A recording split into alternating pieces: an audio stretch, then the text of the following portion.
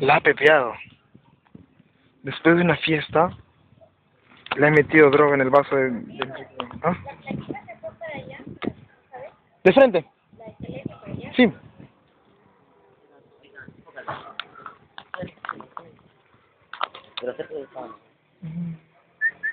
Qué abusivo, lo ha violado.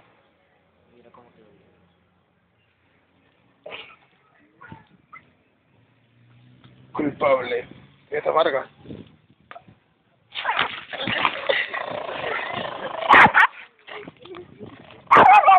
Ahí está. Qué gracioso. Malo.